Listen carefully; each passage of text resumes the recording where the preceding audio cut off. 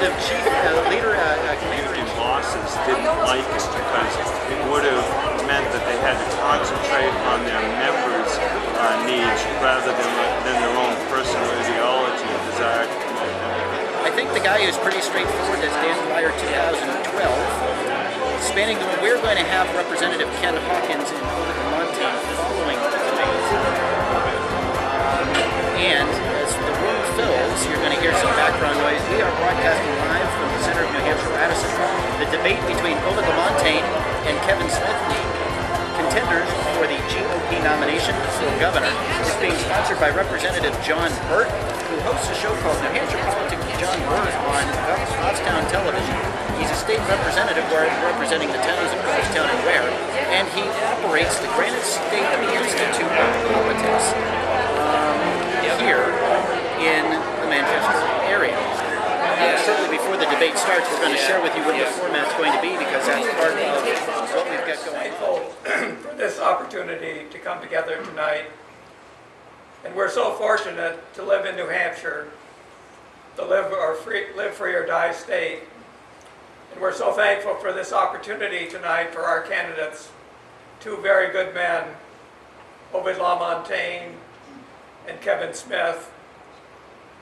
And what we really believe tonight is that after our family and our spiritual life, that the most important thing we ever do is public service.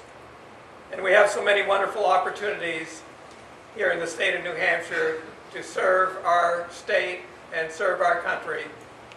And we pray that you would be with the candidates tonight, be with the moderators, and we thank you for John Burt and all the effort that he has gone to make this event possible tonight, for all the sponsors and for every person that's here. For what we know is that every person matters, and every person is important, and every person has a part to play in making our state and our country the great country of the United States of America.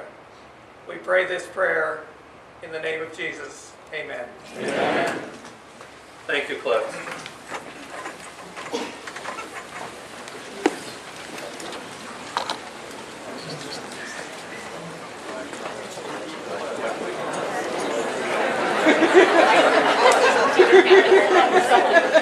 Would you mind giving the pledge? Oh, not at all. I pledge allegiance To the flag of the United States of America and to the republic for which it stands, one nation, under God, indivisible, with liberty and justice for all. Thank you, Ray.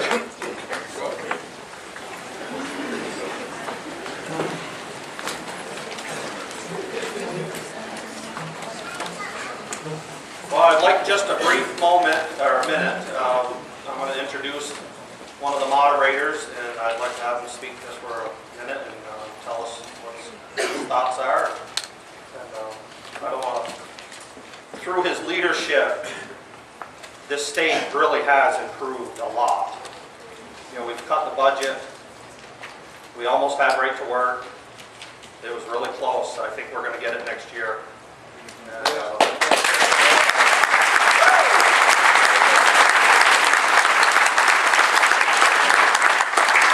And I'm very happy that he accepted my offer to be a moderator here, and I'd like to introduce Speaker William O'Brien.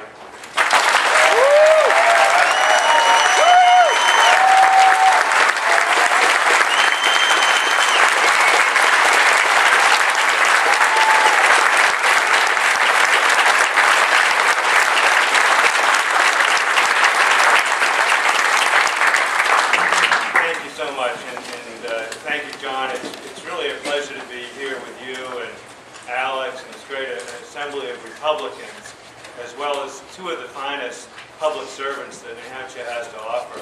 We are so fortunate as a party and as a state that these two men have offered themselves as governor. You know, this term, we've had some great reforms in New Hampshire. We balanced the budget with no new taxes, no new fees, honest revenue estimates, and closed an almost $900 million deficit as we did it. We've passed over 80 bills that eliminate and reduce regulations on businesses and individuals. We've passed a voter ID law after years.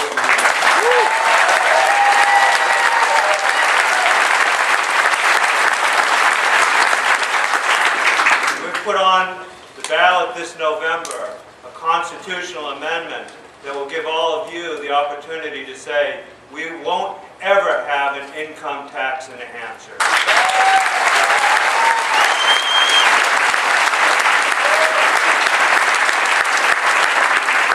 We've promoted strong families in so many ways. One of the most significant is that proudly we have a parental notification bill that will tell parents if their young daughters are going to be undergoing an abortion.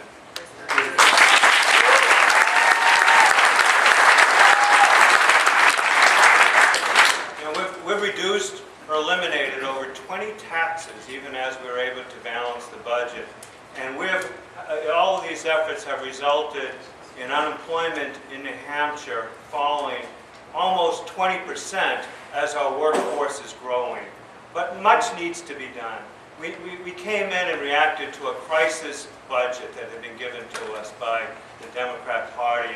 And now we need to restructure government. We need a smaller, more responsive, more efficient government, a more respectful government. We need to continue free market reforms by passing a right-to-work bill to give job freedom back to the workers in New Hampshire.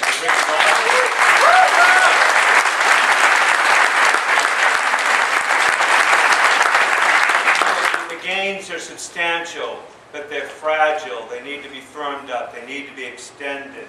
And so I, along with you, am so anxious to hear from these two fine men on how they're going to use their skills and their understanding of the issues and their leadership to help us have a stronger state. So thank you very much for having me.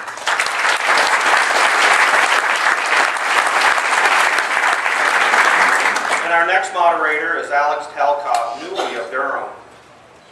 He is the Communication Director of 4RG, a political action committee for a Republican governor, working to elect the next Republican governor of New Hampshire in 2012. He's an attorney by trade. He also sells real estate on the seacoast and is an adjunct instructor at Newberry College. Would everybody please welcome Alex Talcott.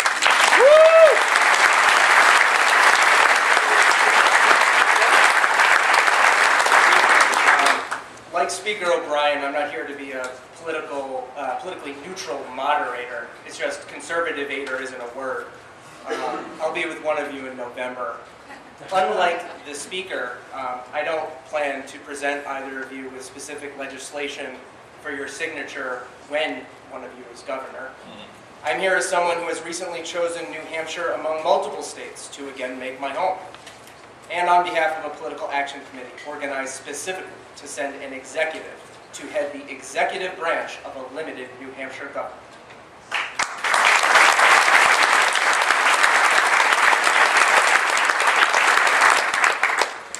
And I did want to mention, I would like to have all the state representatives, senators, and executive councilors just stand up, and I just want to thank them for the hard work that they're doing.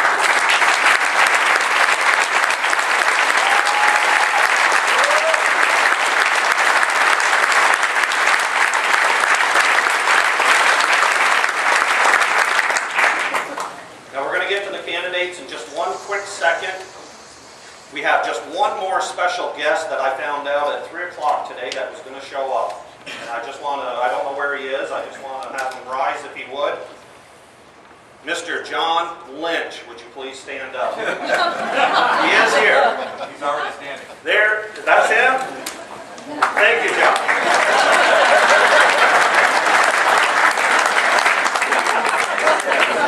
He works for the New Hampshire Public Radio. So I just wanted to thank him for coming and welcome him.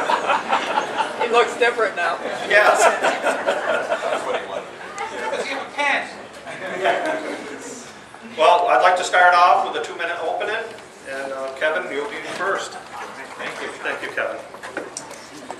Thank you to all of you, and Speaker O'Brien, Alex, and John, thank you for putting on this debate this evening, and thank you for everyone for participating and showing up this evening.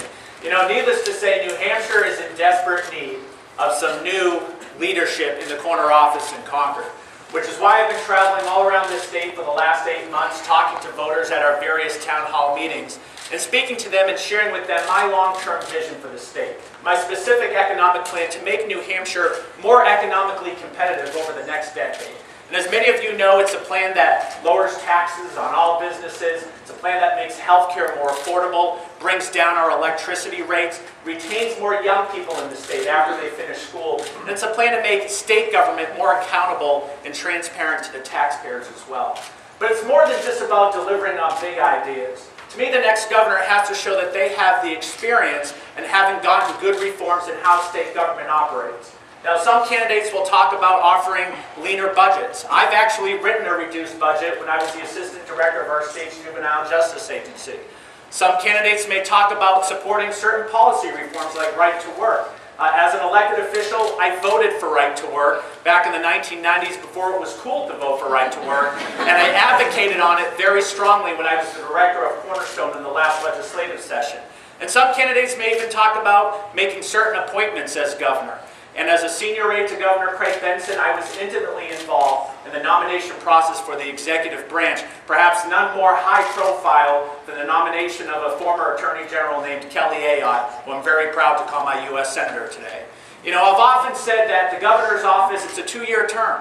So there's no time for on-the-job training. You got to know what your plan is when you go in there and how you're going to go about executing that plan. You got to be ready to roll on day one. And if I'm your next governor, you can trust that I will be ready on that first day. Thank you.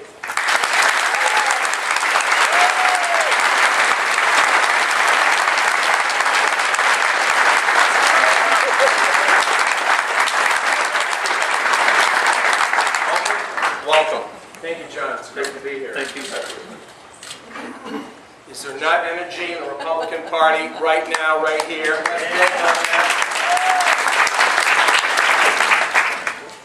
You know, I want to thank John and the Granite State Institute of Politics for organizing this great event, and for you all to take time out of your lives to come here and talk about policy and have a conversation about the future of New Hampshire. You know, my name is Ovid Lamontagne, and I am running for governor because I know New Hampshire, and I know New Hampshire needs leadership for a change in the corner office in Concord. New Hampshire is at a crossroads as much of the United States, and we need proven, tested, experienced leaders to assume positions of responsibility here in New Hampshire, and I'm ready to do that. I'm a 4th generation New Hampshire native, the son of New Hampshire farmers, mill workers, and dentists. I grew up in blue-collar East Manchester. After college, I taught high school for 3 years with my wife, Betty, and then I went to law school. Worked my way through law school, and then moved back to East Manchester in that same neighborhood where I grew up, next door to my parents. And I started practicing law at Divine Willamette Branch in Manchester. And I've been a business lawyer at the same firm for 26 years. I've represented businesses of all types, small and large, in some of the toughest transactions in New Hampshire. And I've been a business owner. And people across the state tell me, jobs, jobs, jobs is a priority for them. I'm the only candidate for governor in this race who has any business experience whatsoever, and I'll use that experience in representing you in Concord. I've also been a leader in government. I'm the only candidate that's been appointed by our governor, confirmed by executive counselor, to serve you as a volunteer chairman of the State Board of Education in the mid-90s. And we made fundamental changes there. And I've been a leader in the not-for-profit sector as well. It is important that we have government working with charities like Easter Seals, the Boy Scouts, to continue to provide the delivery system for our citizens. I am the only candidate for governor with proven, tested leadership in these 3 sectors of our state government. I am running for governor not to hold office, but to make a difference. And together we can do that for New Hampshire. Thank you very much. Let's have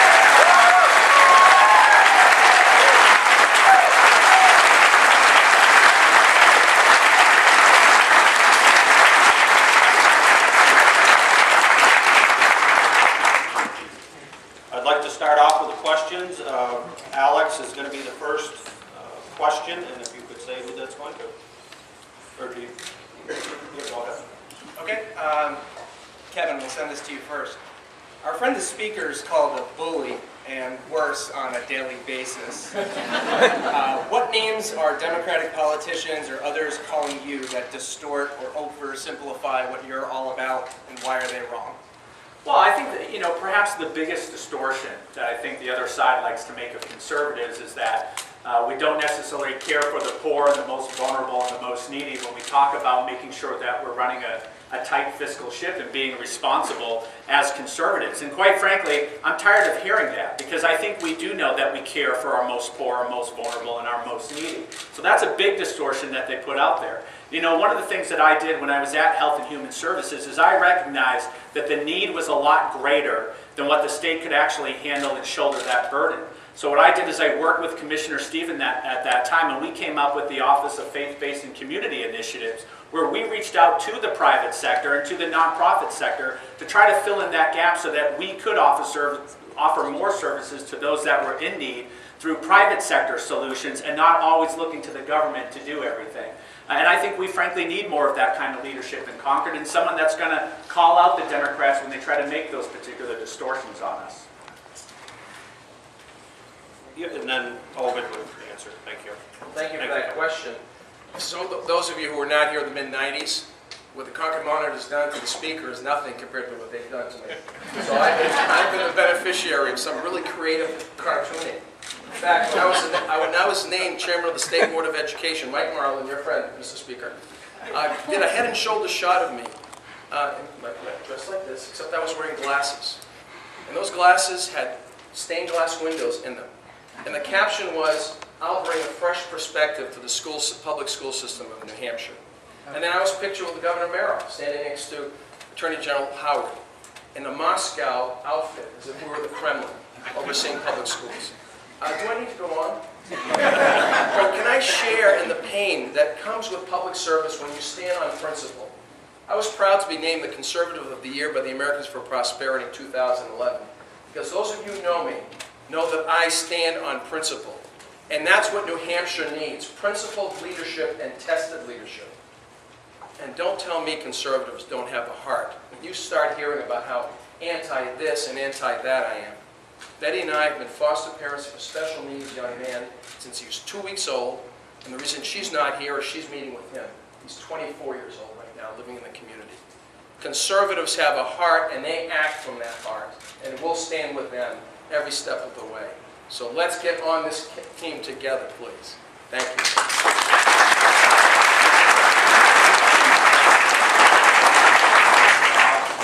Bill, if you could ask the next question to Ovid. Sure, Ovid, today we learned some disturbing news about the Department of Employment Security and witnessed its commissioners step down over fiscal corruption charges. What will you do to ensure that ethics returns to the executive branch? Well, thank you, Bill, for that question. Those of you who don't know, Tara Reardon, the commissioner of the Department of Employment Security, was resigned today. It was disclosed that her department hired her daughter and put her on part-time work, perhaps consistent with ethical rules that currently exist. Then she asked, apparently according to the allegations, asked the HR department of the department to fire her so she could get unemployment benefits. This is the same direct commissioner of employment security which awards unemployment benefits. Let me tell you this.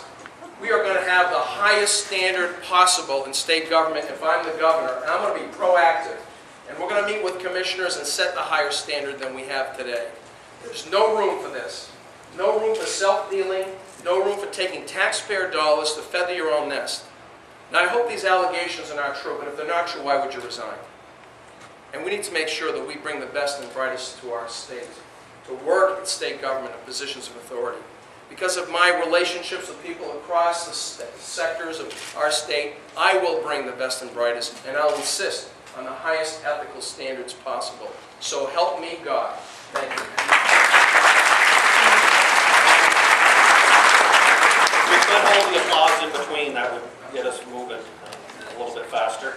Yeah, I would comment on by saying it's absolutely imperative that New Hampshire have the most transparent system possible. And that's why when I talked about my opening remarks, making sure we're running a transparent and accountable government. We have to make sure that we have a robust Board of Ethics on the executive branch level. But at the same time, too, we have to make sure, I would work with my commissioners to make it absolutely imperative that if there's any appearance of conflict of interest, that they have to report that, or that they shouldn't be involved with a hiring decision or a firing decision if it looks like there's going to be certainly an appearance of conflict of interest. Now, in this particular case, I think we have to see, certainly there's been allegations that have been made, but I would want to look at all the facts and make sure they're all out before we jump to any conclusions here, because as we've seen in the past in state government, sometimes there's allegations made and then the rest of the story comes out and we learn out that it wasn't necessarily what it was. And I'm not saying that's the case in this case, but I think it's important to be prudent and not necessarily jump to conclusions. And in my last second, I just want to say, on that last question, the Speaker's been called a bully. You know why? Because he inherited a $900 million deficit, and he dared to balance the budget, and I commend him for doing that, Mr. Speaker.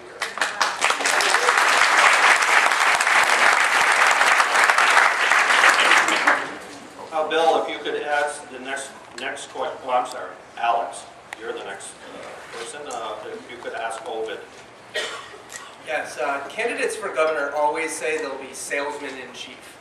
Why can't Maggie Hassan or Jackie Silly get on the horn, call up CEOs, and credibly convince them to create jobs in New Hampshire as effectively as you can? Thank you for that question. When you're on the other end of the phone representing the state of New Hampshire, and your record is that you want to control healthcare by creating a new PUC, and that's called Maggie Care, and basically having a one-size-fits-all approach from state government, and you're trying to recruit a business to come to New Hampshire, you have no credibility. When you call an executive of a business in another state, and you say, I'm in a state that doesn't have a sales or income tax, yet you haven't taken the pledge, like Jackie Silly, and you supported an income tax in your prior career, earlier in your career. Now you've had an election year conversion, you don't have credibility. When you've supported 84 new tax hikes, a LLC tax on small business, you have no credibility. I have credibility. I've been a business advocate, a business owner. I know business, and I've worked with business in this state. I've consistently campaigned on conservative principles, free market principles. And with the help of people like Steve Forbes' endorsement, we are going to have New Hampshire as the beacon for economic development in this country, and in this region as well. And I'll recruit them directly. I won't be simply a spokesman in chief. I'm going to be the ambassador in chief for New Hampshire to recruit new businesses and to help keep them here, those that are struggling or having issues in our state. And finally, I'm going to appoint a business advocate to be a troubleshooter in state government, to cut through red tape or bureaucracy. And then we're going to work with a business advocacy group to make sure we implement changes in state government to make life easier for business to grow, flourish, and relocate here. And access to capital is part of that equation. So I will be a proactive spokesman and ambassador for New Hampshire. Maggie Hassan, Jackie Silly, no credibility on that front at all. And they don't believe it either, frankly. Thanks, Alex. I look forward to being our state's salesman in chief, and one of the lines I've used very often is I said, I am aiming to be Governor Deval Patrick's worst nightmare. And I say that because I want him to know that I'm shamelessly going into his state and poaching jobs from the state of Massachusetts up here to New Hampshire. Why? Because New Hampshire is second in the country per capita on the amount of people that commute out of state every day to go to work. My father, who's sitting here in the front row this evening, maybe you've seen his mug on TV recently in our new ad, he's been commuting to Boston every day since 1986, since they moved up here. But we're only going to be able to do it, I'm only going to be able to be a salesman if I give them a good reason why they should come to New Hampshire. We have to become a more business-friendly environment, and we'll do that by cutting our business profits tax, reducing the business enterprise tax, cutting through regulations, becoming a right-to-work state, lowering the cost of healthcare and electricity rates, all these different things. You know, my philosophy is it's not state government that creates jobs, but it's state government that creates the environment and atmosphere for good jobs to be created. And I can't wait to get on the phone, call up these CEOs every week and say, hey, have you thought about doing business in New Hampshire before? Why and why not? And let me tell you about the good things that we're doing here in the state and why you should be locating your jobs in New Hampshire.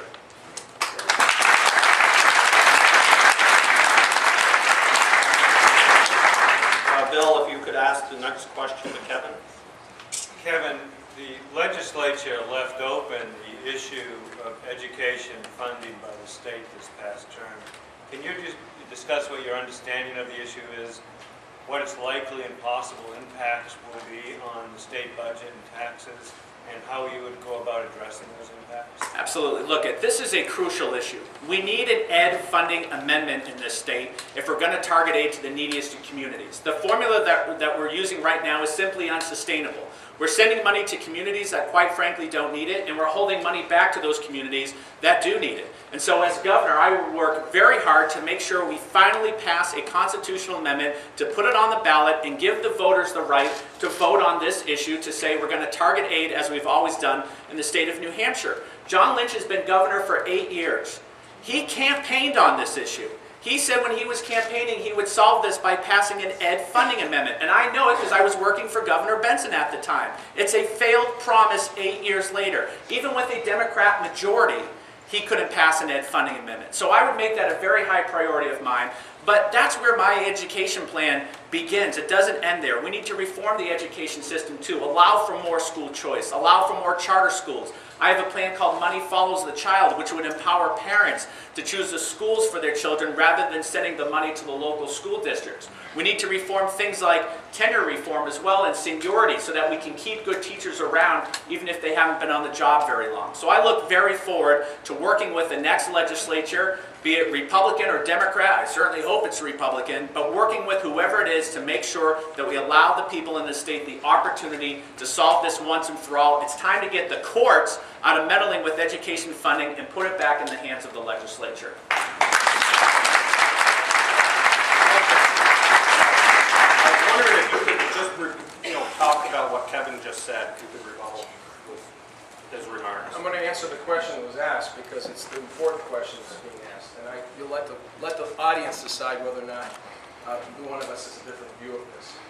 I've been chairman of the State Board of Education, as I said, in the mid-'90s, a former teacher, former diocesan school board chairman overseeing the Catholic schools of our state, hence the cartoon I described. I was the defendant in the Claremont lawsuit. We won in the Superior Court. The Speaker's question is quite right. The Supreme Court is the one that's changed the Constitution by the Claremont II decision, in which I was intimately involved. We need to have a constitutional amendment because if we do not, you will see another lawsuit coming from the plaintiffs saying we're underfunding the educational adequacy. Do you understand what this Claremont II decision has done? Essentially, the court has said that when it comes to education in New Hampshire, it is a non-delegable duty.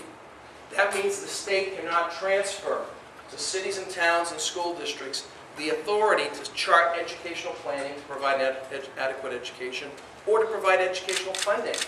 And what we've done is taken away the power of the local communities to have local control. We need this constitutional amendment. I'm not speaking in theory, I'm speaking from experience. And I'll have the experience to bring our legislature to a place where we can put a constitutional amendment on the ballot and write this so that we have local control and true educational reform. And I hope that responds to the question, Mrs. Speaker.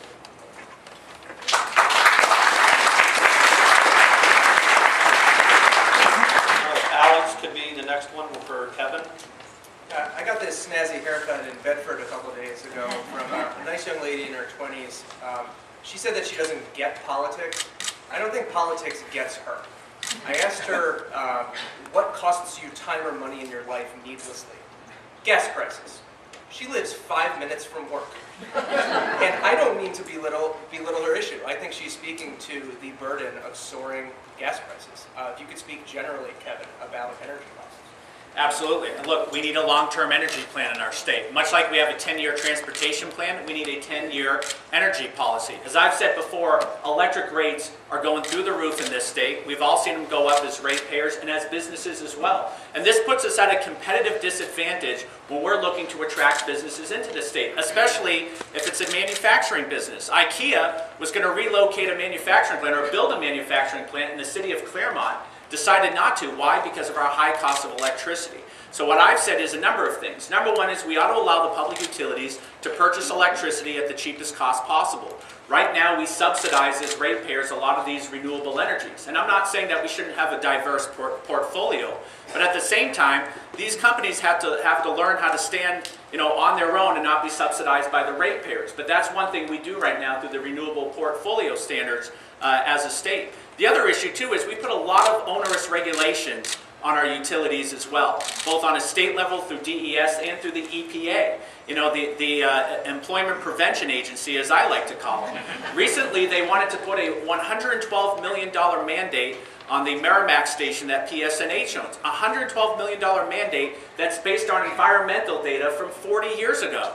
And that's all going to cost us, the ratepayers, if they're forced to do that. Now, what would I do as governor? I'd get on the phone to Washington and say, here's the deal, guys. You want to put a $112 million mandate on one of our energy stations, either you need to pay for it from Washington or go pound sand. Because I am not telling the ratepayers of this state that their electricity costs are going up yet again. And oh, by the way, next time you send us a mandate, make sure it's based on environmental data that's at least current and recent rather than 40 years ago. So we really do need a long-term energy plan. We need to put everything on the table too. Natural gas, it's so cheap right now. We should be looking at whether or not we can build infrastructure, new infrastructure, to bring more pipeline through the state, get on the cutting edge of this, rather than looking back on it 10 years from now and saying, oh, we missed out on it. So I think we need a very long-term, comprehensive energy policy in the state, something we haven't had for a long time.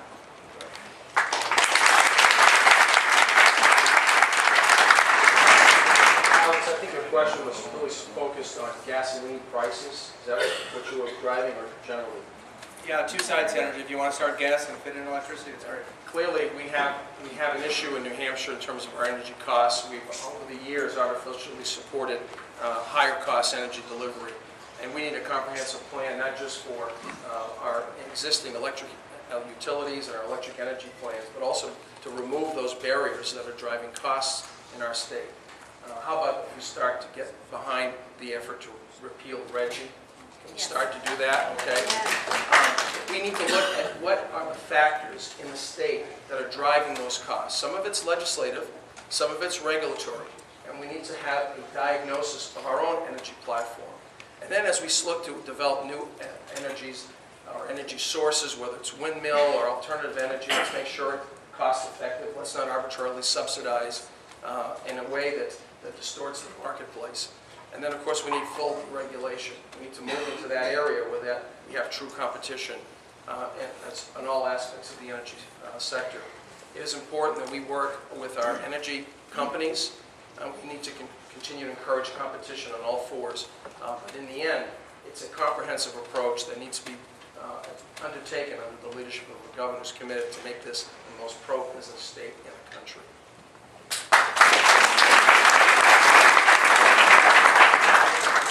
Bill, if you could ask Ovid a question. Sure. Ovid, we stopped the overspending this term, and we passed a budget that had a $1.1 billion reduction. And by doing that, we were able to save a family of four $3,000 in new taxes that we didn't have to impose to cover that deficit. Now, some of us are saying that the $10.4 billion budget that we put in place could be reduced further to $10 billion, and that $10 billion is enough.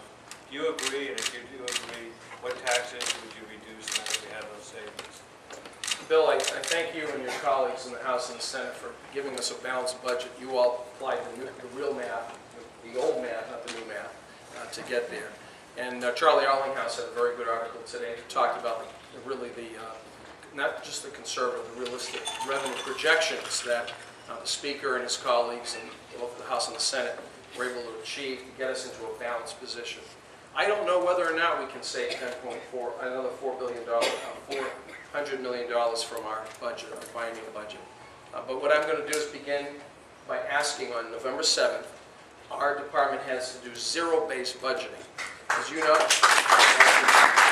have a maintenance budget approach. And so right now, the leadership of the executive branch of government is coming up with a maintenance budget, not zero-based budgeting.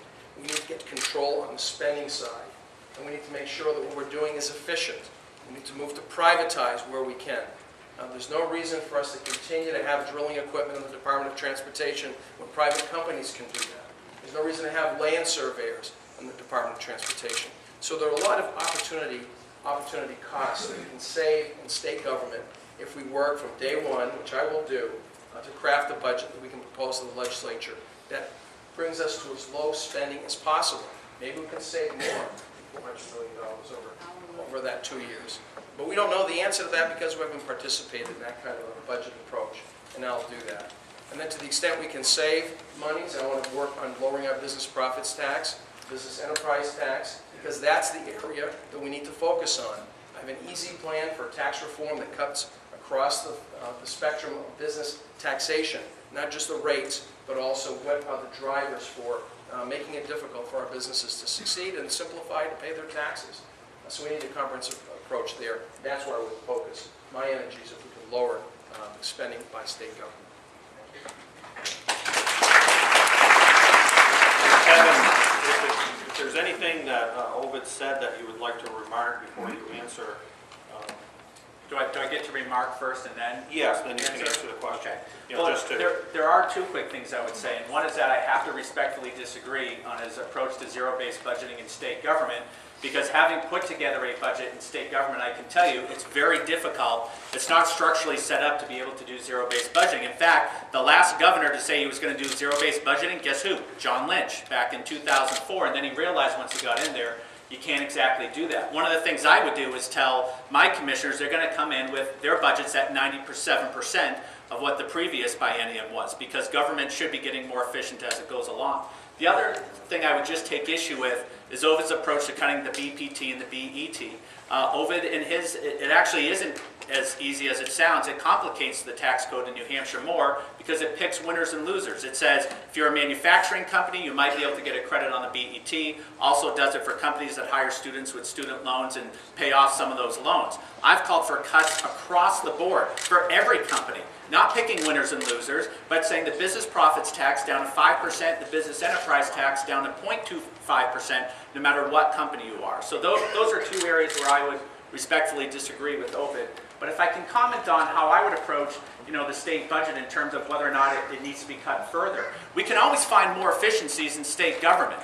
And one of the things that Governor Benson did in a study that I would take off the shelves and blow the dust off of was the Governor's Commission on Finding Efficiencies in State Government that was done in 2003. It was a bipartisan commission, came up with great ideas on how to make state government more efficient, and almost none of the things that were in this report, and it's a thick report, were ever implemented. Things like consolidating certain state agencies like banking, securities, and insurance, making into one financial services agency. It found you could save $74 million over 1 year alone, and $420 million over 5 years. And so I'd work with the legislature to implement these efficiencies on a state government level. And as I said before, I'd work with the commissioners to bring in budgets at 97%. And the last part is doing what I did in state government, coming up with a system of metrics to measure the efficacy of programs. And those programs that aren't working well, that are inefficient, that aren't serving the population they say they are, they either need to be completely reformed or eliminated altogether. But we can make targeted good budget cuts that way by putting a system of metrics into place in state government.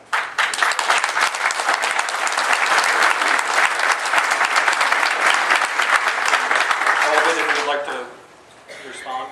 Well, the only thing I would say is I've asked the members of the audience here to compare our websites, compare the plans. My website's open2012.com. And you'll see that our plan is reasonable, it's proportional, it's funded over 2 years. The term of office for the governor and the budget is 2 years. And so you just need to compare on the merits, and I'd invite you to do that. Thank you. Kevin, would you like to? Well, I would just say, I've said all along, we need to think long term. The problem is we've been managing budget to budget for too long. We need to have a long-term plan. And that's why I have a phase down over 7 years by the year 2020. And I would invite you to compare the plans on our websites. And I think you'll see mine is, in fact, a lot easier because it just cuts the rates for all companies rather than going to this winners and losers approach by picking certain sectors. And the other thing, I lower the business profits tax in my plan again to 5% over 7 years. Ovid's only goes down from 8.5% to 8% over 2 years. I don't think that's going to stimulate the economy enough and make it attractive for businesses to want to move into our state.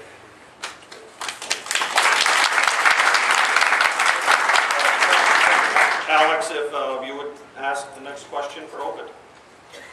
I know it's still the primary, but Why can you work with Democrats any better than a Democratic governor would be able to work with Republicans? Where's the idea to work in spite of government growing agendas wherever possible? Well, I think it's absolutely imperative that the governor of New Hampshire work with everyone in New Hampshire. This is not a time that we can pick who we're going to work with, either by party affiliation or by location in the state. This is a time where we need to bring people together. And in my experience in business, my experience in the not-for-profit sector, and frankly my experience in government, has shown that I can work with people who don't necessarily agree with me. I take Ronald Reagan's view. If you agree with me 80% of the time, you're not my 20% enemy. And we need to bring people to the table and not use the party label as a barrier to access to the conference room table or as a speed pass to getting higher access or efficient access. We need to be, the governor needs to be the governor for all the people. And I'll be able to work with Democrats and independents, libertarians, and vegetarians. It won't matter to me. If you have a solution or a problem, if you think you can help New Hampshire move in the right direction, which is to prosperity, and work with me then, and I'll work with you. And that's a message we have to send, my friends. The Republican nominee for governor has to appeal to independents. Don't forget, Republicans, we are a minority. The plurality of voters self-identify as not registered. I have a coalition of supporters already that are independents as well as Democrats, and they're waiting for the primary to be over. And I'm happy with the kind of broad-based support we've had. And I hope people in New Hampshire will look at the way we conduct ourselves in these campaigns from both sides of the aisles to draw a conclusion as to who can they work with, who will sit down with them. And the legislature organizes itself around party label, and that's okay. The majority selects the president, the Senate, or the Speaker of the House. The governor is not a partisan position, and I'll be the people's governor, given the opportunity to serve. And there will be room at the table for all comers who have a solution for New Hampshire's problems.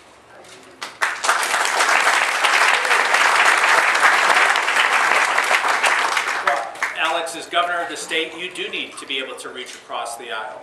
And regardless of which party is in charge, they'll all have a seat, certainly at my office, whether they're in the minority or the majority, because to me, in order to get the people's work done and move the state forward, you do need to be able to work with both parties. And I'm also proud of the broad coalition that we've built of independents and some Democrats too. In fact, I see one of them named Jerry Galetian here tonight. And Jerry, I'm not going to make you wave your hand because I don't want you to get tackled by the room that's in. But I also have a record. You know, when I was the assistant director of our state's juvenile justice system, for 2 of the 4 years, it was under a Democratic legislature. And I had to work with that legislature to advance some of the stuff that we were looking to do within the juvenile justice system. So I had to work with Democrats in the legislature. But you know, I will take issue with one thing that Ovid has said repeatedly on the campaign trail, and that is that he's going to check his Republican label at the door. I'm proud of my Republican label, and I'm proud of it because it stands for... It stands for personal responsibility, it stands for limited government, free enterprise, low taxation, low spending, all those things we believe in. So even though I'll reach across the aisle to work with the Democrats, I'm not going to check my party label at the door just because I'm now in an elected position. I'm going to carry those tenets and principles into the governor's office with me, and we'll govern off of those principles as well.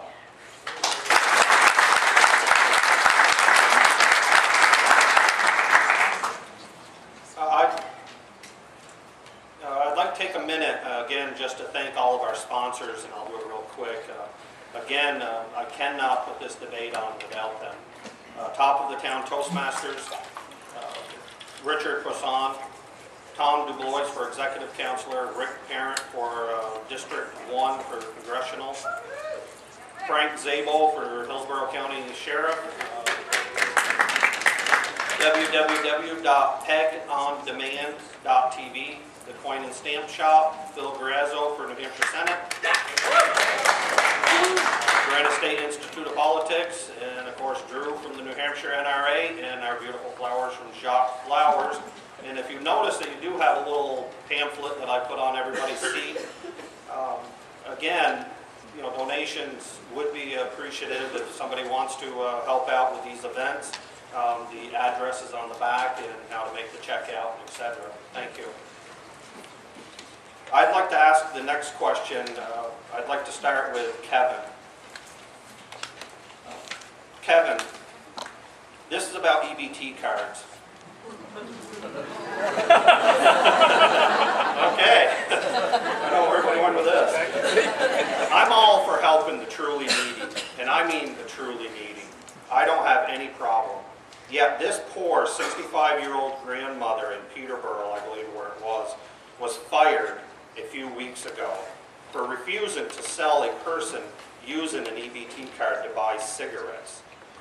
Do you feel she was justified in refusing him, and is there a problem that you would look at as our next governor of New Hampshire?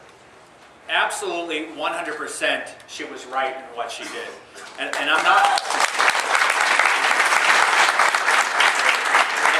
not just saying that because Jackie Whiten of Antrim has endorsed my campaign, but I'm saying it because, to me, I commend her. She's a hero for finally standing up to the taxpayers and saying, this is wrong. Even if legally right now it's okay to do it, ethically it's wrong that people are trying to purchase alcohol, cigarettes, lottery tickets, whatever, with their EBT card. And quite frankly, she shed a lot of light on this entire problem. For instance, I was unaware that it could be used as an ATM card, and that you could take out unlimited sums of money depending on how much is on the card. I mean, that's just opening it up right for abuse. Now, you have to know as a governor what you can do to put more restrictions on the usage of EBT cards, which is something I would definitely do.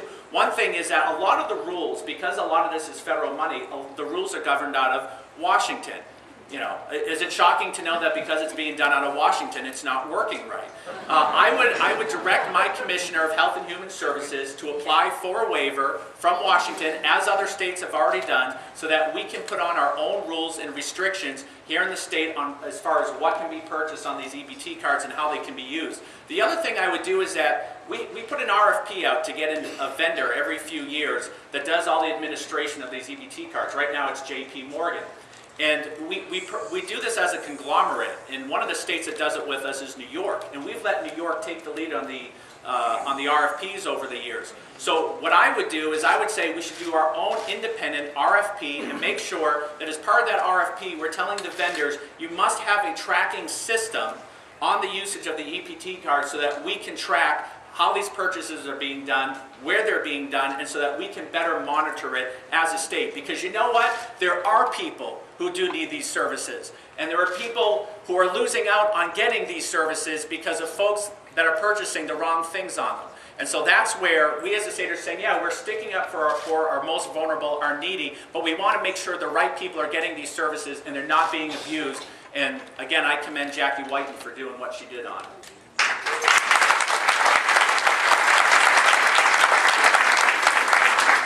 It's not just this incident.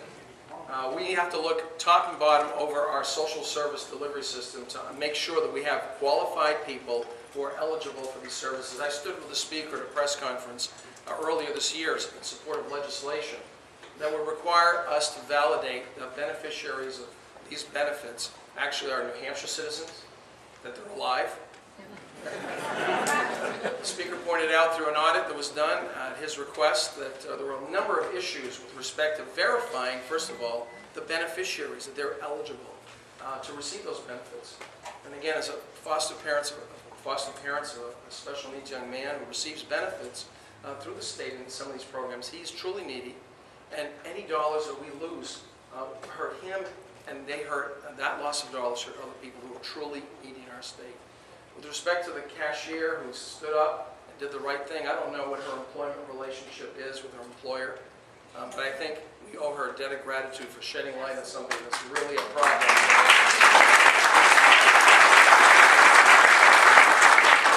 As a candidate for governor, I've been talking about fighting the federal government on all fours.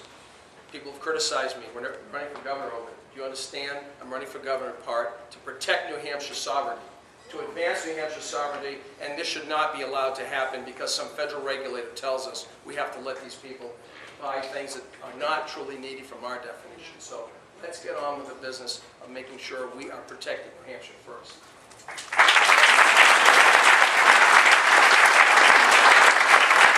Bill, you could ask the next question to Kevin. Kevin, one of the least understood aspects of Obamacare is how it seeks to hijack state finances in order to expand insurance coverage, particularly in the area of Medicaid. And one of the areas that attempted to do it is by doubling income eligibility. That's the aspect that the recent Supreme Court decision said is optional to the states. Could you tell us whether or not New Hampshire should take up that option and expand its population? As part of your answer, could you tell us where you think Medicaid is going in New Hampshire and how New Hampshire is going to finally be able to protect itself and its sovereignty from the federal government trying to push its overspending down onto New Hampshire? Yeah, absolutely. I'm against the Medicaid expansion as part of Obamacare. And you know, the legislature just recently passed managed Medicaid in our state. And so we're finally going to be able to put a system in place where we can manage our Medicaid dollars better, make it a better service delivery system, and make it more cost efficient as well. Expanding the Medicaid under Obamacare would simply blow the whole thing up. And I am telling you that this, if we were forced to expand Medicaid in our state, this would break the bank of our entire state. And it's amazing to me that the federal government has dangled the carrot by saying, well, we're going to pay for 100% of it the first 3 years and only ratchet it down to 90% by the year 2020. This coming from the same government that's racked up a $15 trillion debt. And the same government that told us back in 1975 when they passed IDEA that they were going to pay for 40% of special ed funding. Do you know what the government share of special ed funding has been over the last 30 years? 17%. Nowhere even close. So if anybody thinks for a minute that they're going to actually pay 100% of the expanded Medicaid costs in the state, I've got a tropical island off the Isle of Shoals to sell you. I mean, you have to be completely gullible to enter into that kind of deal. So absolutely not. I would opt New Hampshire out of the Medicaid expansion. You know, the state of New Hampshire has enjoyed a good state-federal partnership over the years on Medicaid. We've got to continue to be able to do that and allow our managed Medicaid system to be implemented, to go forward, and manage it here from a state level. The other thing, too, is that I'd be all in favor of having the federal government blockade those Medicaid monies that we're currently getting to the state, because again, I believe as a state we can much better manage our funds than have it being done by some bureaucrat down in Washington.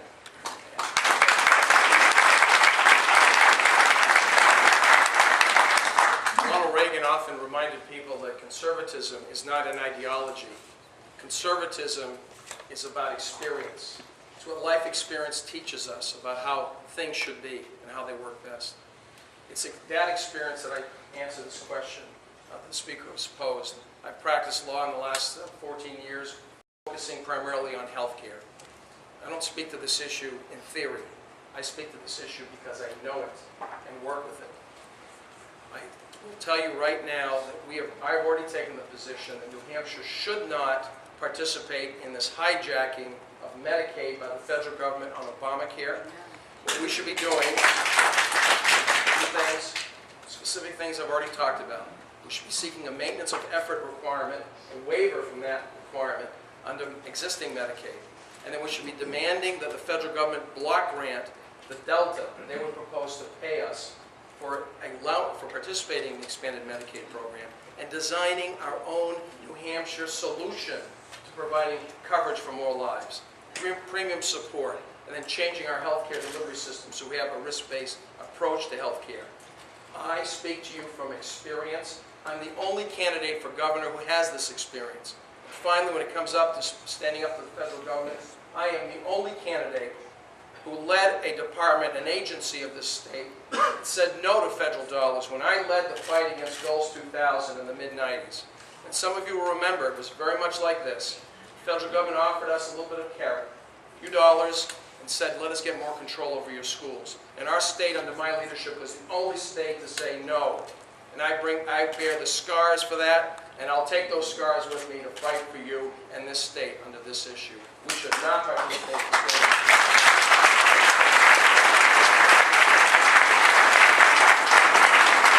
Alex, if you could ask Ovid the next question. It's the baseball all-star break, so here's a softball. Jackie has received a string of government worker and labor union endorsements and vowed to bring about a very different state than the one we have today. A candidate named Bill Kennedy is running on implementing a 4% state income tax. How will you keep Maggie Hassan from sneaking through as a moderator?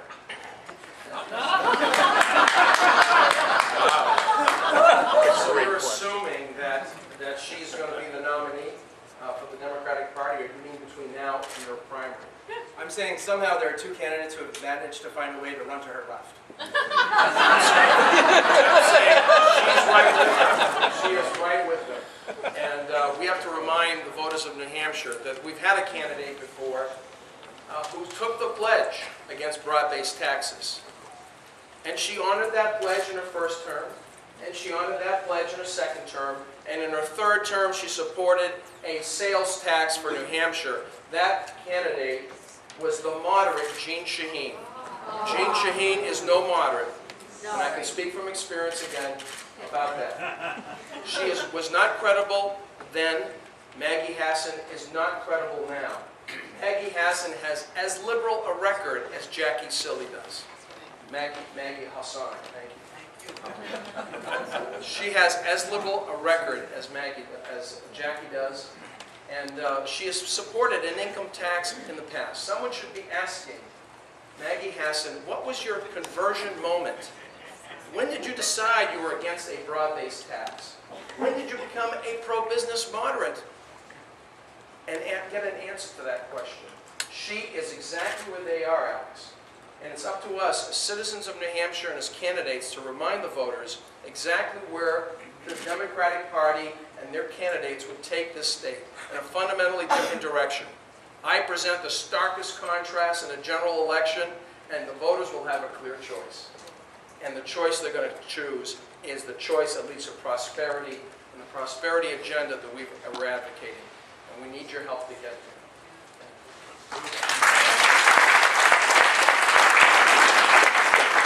Yeah, I agree with Tova that Maggie Hassan, or Hassan, however you want to say her name, she is as left with the other two candidates. She just is trying to mask it, but we'll make sure we do a good job of not allowing her to do that. You know, the other thing here is that I didn't mention on that Medicaid question is, first of all, Maggie Hassan has said she supported an income tax in the past. And by the way, she doesn't support the constitutional amendment to ban an income tax, which is all you need to know about her. But as far as this Medicaid goes, they want the Medicaid expansion to happen. And this will undoubtedly be used for them to try to back New Hampshire into a broad-based sales or income tax. That's the only way they could actually try to pay for it. So they should also be asked a question, you support the Medicaid expansion, how do you plan on paying for it? Jackie Silly's transparent. She says, I support the broad-based tax. Maggie Hassan, she supports it, but she's not saying it. Lastly, I will tell you this. You know, I fought Maggie Hassan and Jackie Silly both, tooth and nail, during their term in the state Senate while I was the director of Cornerstone. I was there in the front lines fighting things like the LLC tax, fighting things like the tax on lottery winnings, fighting things like the tax on electricity rates. All these 84 taxes and fees. I was there every day in the New Hampshire Senate fighting them tooth and nail successfully against a lot of these tax policies they were trying to put forward. And I make no doubt if I am your nominee, I will take every moment I can to remind the voters of every tax hiking, job killing, business busting, nanny stating, Debbie Downer policy these two ever voted.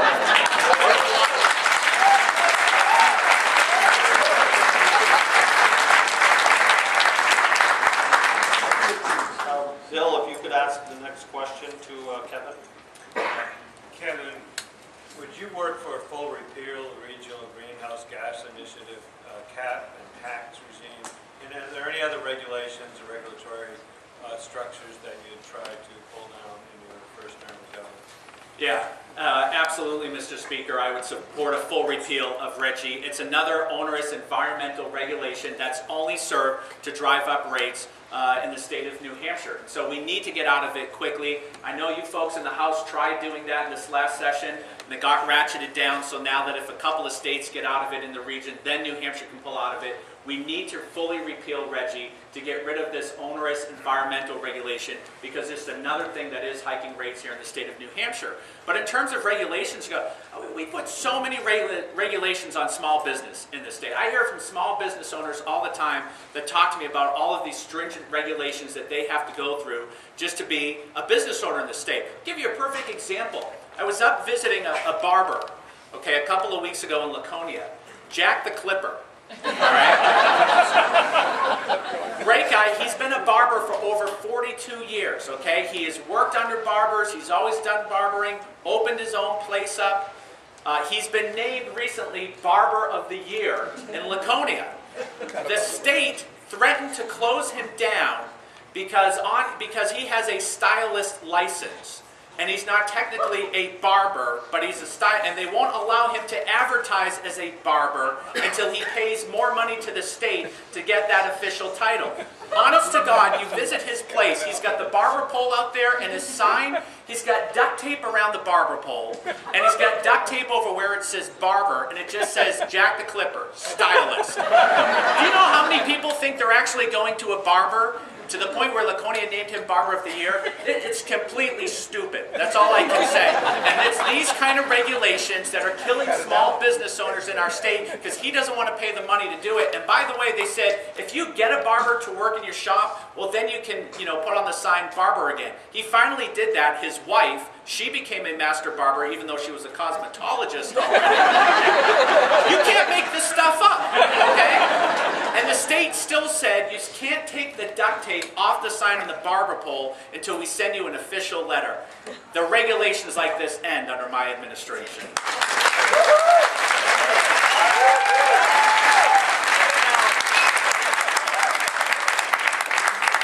I think the question was repealing RGGI. The answer is yes. And Jack the Clipper is Jack Acaris, brother of Joe Acaris of Manchester. Wonderful family. I'm glad to call him a supporter, and I'll work with him too.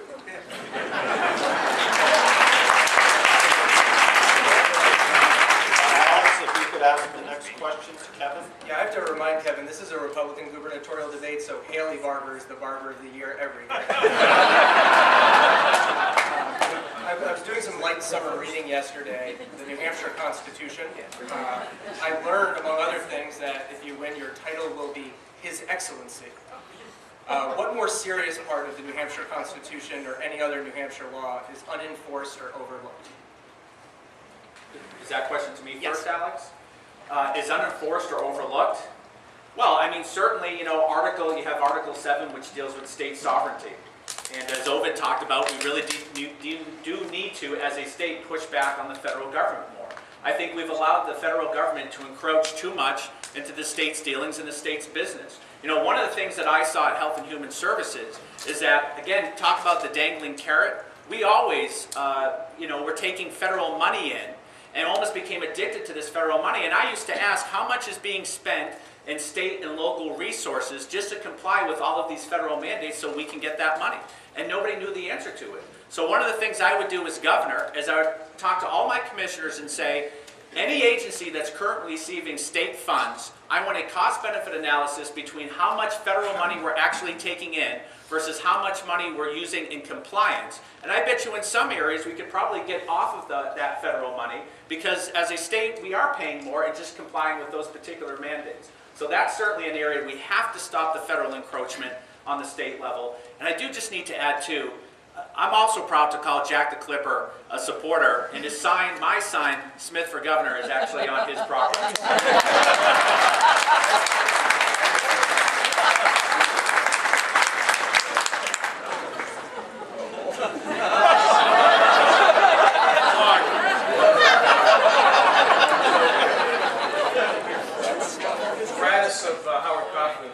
These little books. This is the Constitution of New Hampshire. And the Governor of New Hampshire is sworn to uphold the Constitution of New Hampshire and the Constitution of the United States.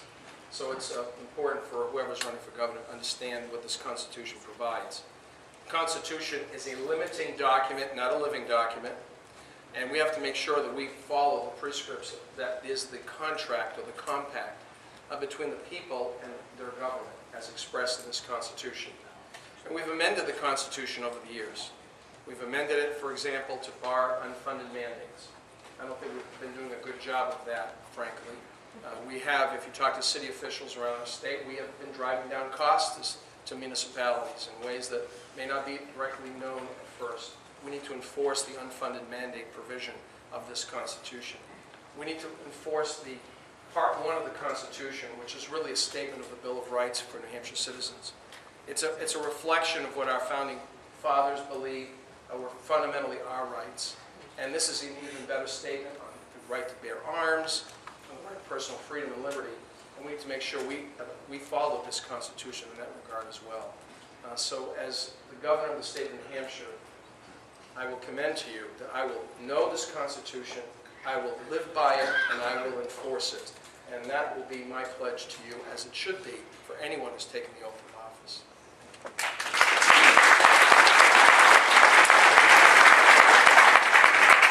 Well, staying on with time, the debate's an hour and a half long, and it's almost done. I can't believe how quick it's gone by. Bill, if you could ask Ovid the next question and basically the final question. Sure, thanks. Ovid, as governor, what will you do so that the veterans finally get a full-service VA hospital in New Hampshire? Well, first of all, I want to thank all the veterans who are in this room for their service to this country. Would you all stand up?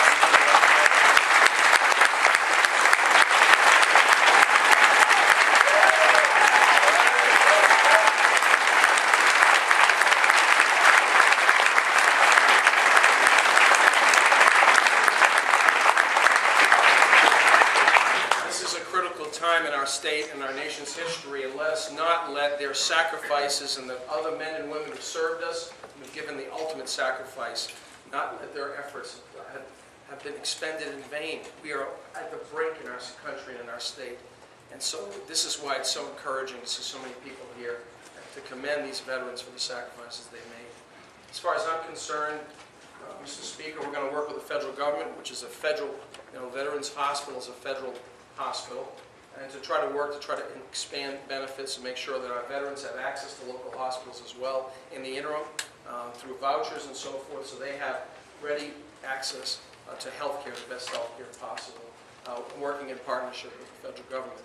But I will say this, if I'm the governor of New Hampshire, we're not going to turn over control over our health care delivery system in exchange for a veterans hospital. We're going to make sure that New Hampshire continues to offer the best quality possible to our citizens and our veterans, and we're going to work in partnership with the federal government through its Veterans Administration and come up with the best plan. But we're not going to simply turn over the keys to our delivery system because Washington decides that it has a better idea. And that's my commitment to the veterans in this room and the veterans across New Hampshire. Thank you.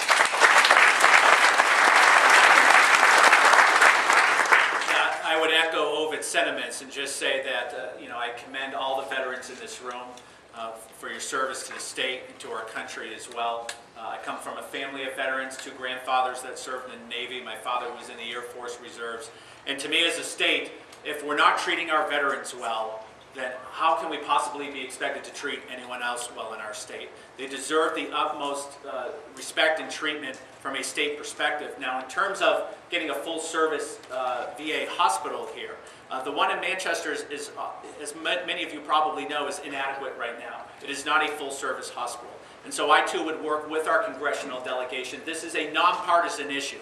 It should be a nonpartisan issue when we're talking about our veterans. And I would work with them to work with the federal government to try to get a full-service hospital here. If we're not able to do that, what we should at least do is allow veterans to access hospitals in their geographic area and get vouchers from the federal government that they can use to go and access those hospitals. Because one of the biggest problems right now is access to transportation for a lot of veterans. They need to either go to White River Junction in Vermont or Jamaica Plain down in Massachusetts. And so one way to get rid of the transportation problem is allow them to access hospitals all throughout the state. Lastly, I would just say this. I'm alarmed by the number of veterans that are returning home right now from the battlefield that are committing suicide. We need to make sure there's adequate services for mental health services, adequate care there for our veterans who need to access it.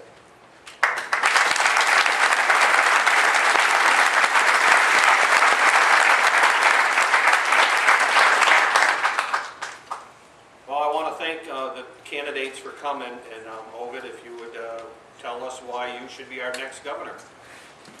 Thank you, John.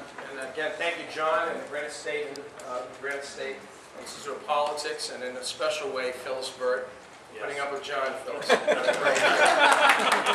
know, it takes a great partner to do the kind of work that John's been doing. And Mr. Speaker, thank you, Alex, for being the panelists here this evening. And again, thank you all for coming and participating.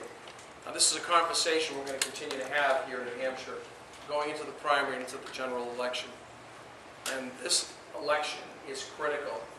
It's not just critical at the national level, it is critical here in New Hampshire. We've only had a Republican governor 2 out of the last 16 years, 14 years of Democratic control. And we've seen spending get out of control. We've seen regulations grow. We haven't seen the kind of discipline that we're used to here in New Hampshire. I believe New Hampshire is the most exceptional state in the country if we're given the opportunity to chart a future for our children and our grandchildren that relies on local communities, local control, prosperity, because we're the best place to do business, the best place to live, to raise a family, and the very best place to live free or die, which is our motto. That needs to be our cause. And New Hampshire exceptionalism is going to be expressed in a number of ways. And what we need for a governor is someone who believes and acts on the conservative agenda and principles of our party, someone who's been a leader and is proven and tested, someone who stood on those principles and been there with you and will be there with you through the tough times ahead.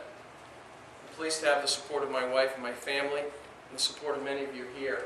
But there's a lot more work to be done, because this is not just about winning a primary. This is about winning the general election, and it's not about holding office, it's about making a difference. Ovid2012.com is our website. I invite you to join our team. I ask for your vote, and together we can create that New Hampshire exceptionalism that's worthy of our children and grandchildren. God bless you, God bless America, and God bless the great state of New Hampshire. Thank you.